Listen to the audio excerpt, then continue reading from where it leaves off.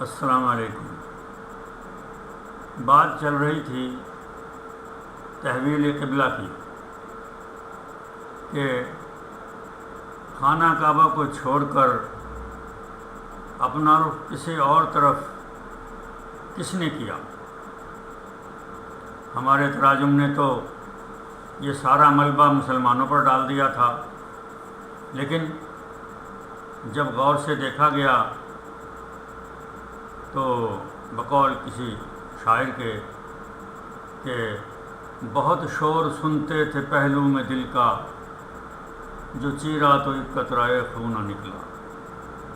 اس کی حقیقت سوائے ایک افواہ یا افسانے کے اور کچھ نہیں نکلی۔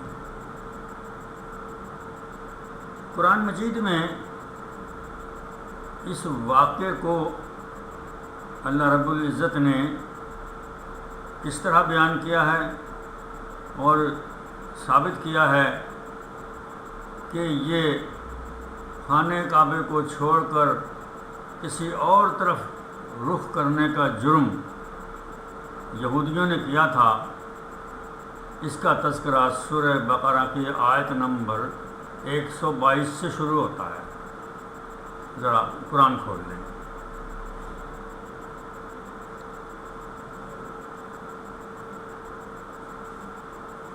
سورہ بقرہ کی آیت نمبر 122 میں اللہ تعالیٰ بنی اسرائیل سے مخاطب ہو کر کہتا ہے، یا بنی اسرائیل اذکروا نعمتی التی انعمت علیکم وانی فضلتکم علی العالمین۔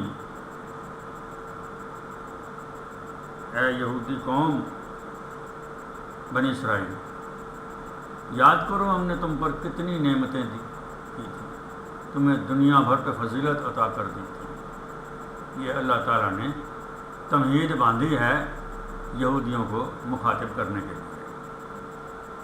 اس کے بعد آیت نمبر 123 میں روز قیامت میں کسی کی شفاعت کام نہ آنے کا تذکرہ ہے، اور اس کے بعد آیت نمبر 124 میں خانہ کعبہ کے معمار ابراہیم علیہ السلام کا تذکرہ شروع ہوتا ہے۔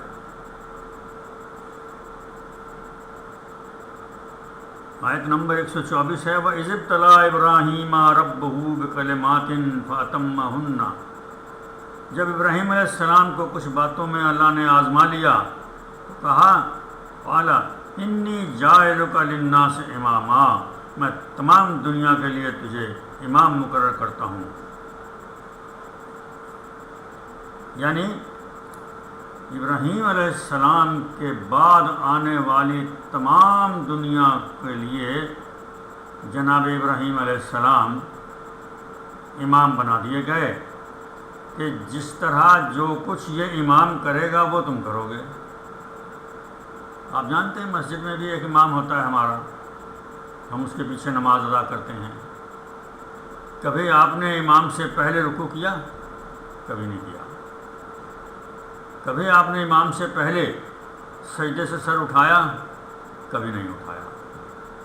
امام حکم دیتا ہے، اللہ اکبر کہتا ہے تو آپ رکوع و سجود کرتے ہیں اور رکوع و سجود سے اٹھتے ہیں۔ امام کون ہوتا ہے؟ جس کی تقلید کی جائے، جس کے نقش قدم پر چلا جائے۔ تو اللہ تعالیٰ نے ابراہیم علیہ السلام کو تمام دنیا کے لیے ایک امام بنا دیا کہ سب کے سب اس کے نقش قدم پر چلو، جیسے یہ کرتا رہا ہے ویسے کرو۔ یہاں چلتے چلتے ایک بات بتا دوں، آپ حضرات اپنے بچوں کے ختنے کراتے ہیں، کیوں کراتے ہیں؟ قرآن میں تو کوئی حکم نہیں ہے ختنہ کرانے کا۔ یہ وہی ابراہیم علیہ السلام کی تقلید میں کراتے ہیں۔ آگے چلیے،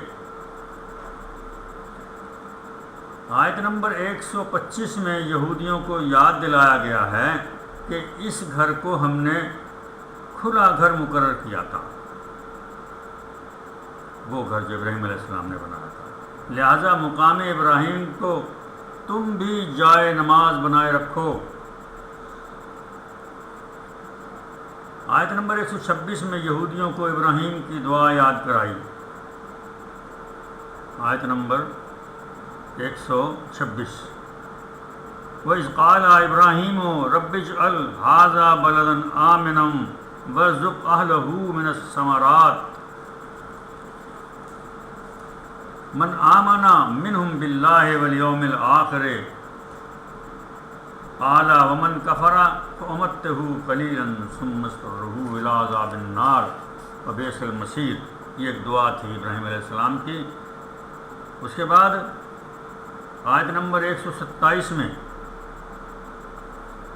وَإِذْ يَرْفَعُ إِبْرَاهِيمُ الْقَوَاعِدَ مِنَ الْبَيْتِ وَإِسْمَاعِيلُ، اور جب ابراہیم علیہ السلام اور اسماعیل علیہ السلام اس گھر کی بنیادیں بلند کر رہے تھے.